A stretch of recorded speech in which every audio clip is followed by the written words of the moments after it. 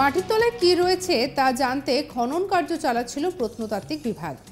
আর কয়েকদিন ধরে খনন কার্য চালানোর পর যা ঘটলো তাতে রীতিমতো চোখ কপালে উঠেছে খনন কার্যে নিযুক্ত কর্মচারীদের। মাটির তলা থেকে উঠেছে তাল তাল সোনা। নিশ্চয়ই জানতে ইচ্ছা করছে যে কি রয়েছে এই সোনার জিনিসপত্রে। তাহলে শুনুন। সোনার চাদর থেকে শুরু করে সোনার গয়না, সোনার বেল্ট, এসব কিছু পাওয়া গিয়েছে মাটি খুঁড়ে। আবার এখানেই শেষ নয়, মাটি খুঁড়ে পাওয়া গিয়েছে তিমি মাছের দাঁত দিয়ে বানানো কানের দুলো।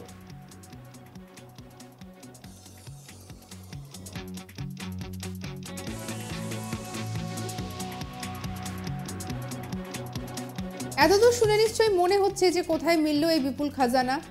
তাহলে শুনুন, ভারতে নয়, এই বিপুল পরিমাণ সোনার খাজানার সন্ধান মিলেছে সুদূর পানামাতে। সেখানে একটি আর্কিওলজিক্যাল পার্কের ভিতরে মাটির তলায় এই বিপুল খাজানার হদিশ মিলেছে।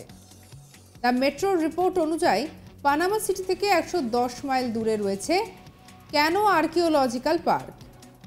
আর এই পার্কের ভিতরে থাকা বহু পুরনো একটি কবর খুঁড়ে এই বিপুল সোনার খাজানার সন্ধান মিলেছে বলে জানা গিয়েছে। কবরটি প্রায় 1200 বছরের পুরনো। কবরের ভিতরে মিলেছে মানবদেহের অবশিষ্টাংশ। এই কবর থেকে উদ্ধার হয়েছে সোনার চাদর থেকে সোনার বেল্ট, গয়নাগাটি। তিমি মাছের দাঁত দিয়ে তৈরি কানের দুলো পাওয়া গিয়েছে কবরের ভিতর থেকে।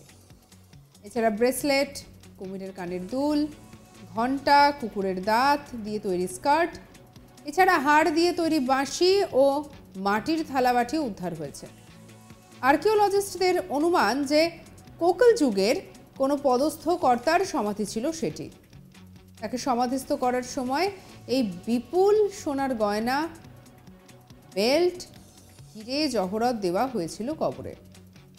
জানা গিয়েছে বিশাল বড় ওই সমাধি ক্ষেত্রে আরও 32 জনের দেহাবশেষ পাওয়া গিয়েছে। অনুমান করা হচ্ছে ওই নেতা বা উচ্চপদস্থ কর্তার সঙ্গেই এদের সমাধি দেওয়া হয়েছিল, হয়তো তাদের বলি দেওয়া হয়েছিল। সূত্রের খবর 2008 সাল থেকে এল কানোয় খনন কার্য শুরু করে প্রত্নতাত্ত্বিক বিভাগ। পানামা সংস্কৃতি মন্ত্রক সূত্রে খবর, আনুমানিক 750 শতাব্দীতে এই সমাধিক্ষেত্র তৈরি করা হয়েছিল।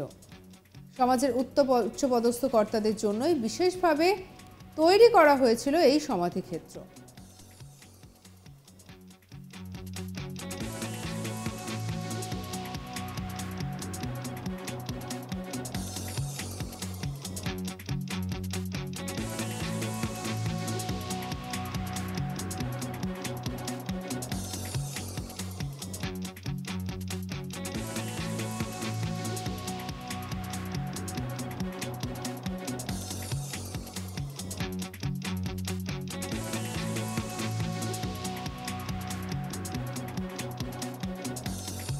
প্রথমে একজন মহিলার দেহ, তার উপরে পুরুষের মৃতদেহ মুখোমুখিভাবে শোয়ানো হয়।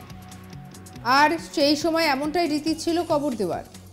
তারা পরবর্তী জীবনে ওই ব্যক্তির সঙ্গী হবেন বলেই মনে করা হতো।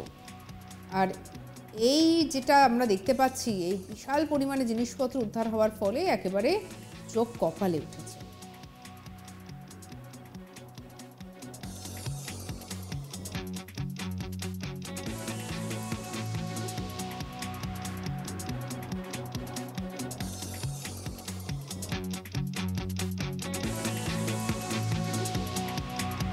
মাটির তলায় কি রয়েছে তা জানতেই যখন খনন কার্য চালানো হচ্ছিল প্রত্নতাত্ত্বিক বিভাগের তরফে, তখনই খনন কার্য চালানোর পর একেবারে চোখ কপালে উঠল খনন কার্যে নিযুক্ত কর্মীদের। মাটির তলা থেকে উঠেছে তাল তাল সোনা।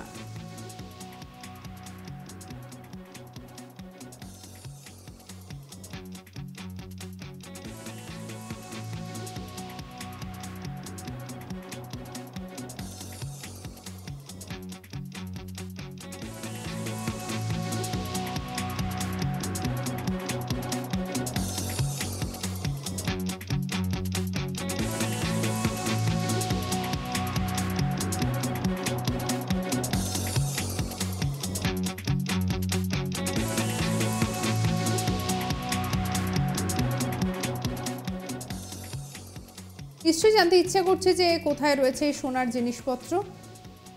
তাহলে শুনুন, সোনার চাদর থেকে শুরু করে সোনার গয়না, সোনার বেল্ট, এই সব কিছুই পাওয়া গিয়েছে মাটি খুঁড়ে। এখানেই শেষ নয়, মাটি খুঁড়ে পাওয়া গিয়েছে তিমি মাছের দাঁত দিয়ে তৈরি কানের দুলো। এতদূর শুনে নিশ্চয়ই মনে করছেন যে কোথায় মিলল এই বিপুল পরিমাণে খাজানা। এই বিপুল পরিমাণে সোনার সন্ধান, খাজানার সন্ধান মিলেছে সুদূর পানামাতে।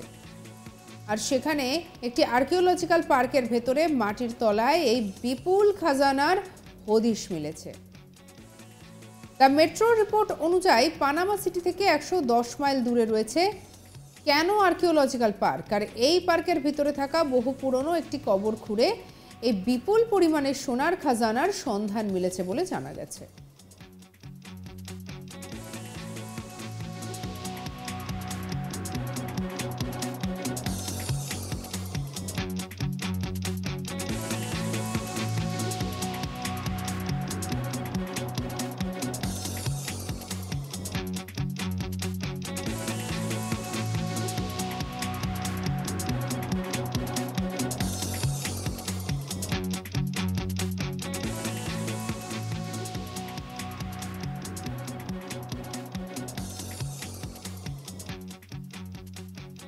কবরটি প্রায় 1200 বছরের পুরনো। কবরের ভিতরে মিলেছে মানবদেহের অবশিষ্টাংশ। এই কবর থেকে উদ্ধার হয়েছে সোনার চাদর থেকে সোনার বেল্ট, গয়নাগাটি। তিমি মাছের দাঁত দিয়ে তৈরি কানের দুলও পাওয়া গিয়েছে কবরের ভিতর থেকে। এছাড়া ব্রেসলেট, কুমিরের কানের দুল, ঘণ্টা, কুকুরের দাঁত দিয়ে তৈরি স্কার্ট, হাড় দিয়ে তৈরি বাঁশি এবং মাটির থালাবাটিও উদ্ধার হয়েছে। আর্কিওলজিস্টদের অনুমান যে কোকল যুগের কোনো পদস্থ কর্তার সমাধি ছিল সেটি। তাকে সমাধিস্থ করার সময় এই বিপুল পরিমাণে সোনার গয়না, বেল্ট, হিরে, জহরত মিলেছে এই কবরে। জানা গিয়েছে বিশাল বড় ওই সমাধিক্ষেত্রে আরও 32 জনের দেহাবশেষ পাওয়া গিয়েছে। অনুমান করা হচ্ছে যে ওই নেতা বা উচ্চপদস্থ কর্তার সঙ্গেই এদেরকেও সমাধি দেওয়া হয়েছিল। সঙ্গে রাখুন আজ তাক বাংলাকে। অন্যান্য খবর, অন্যান্য আপডেটের জন্য লাইক, কমেন্ট, শেয়ার, সাবস্ক্রাইব করতে ভুলবেন না।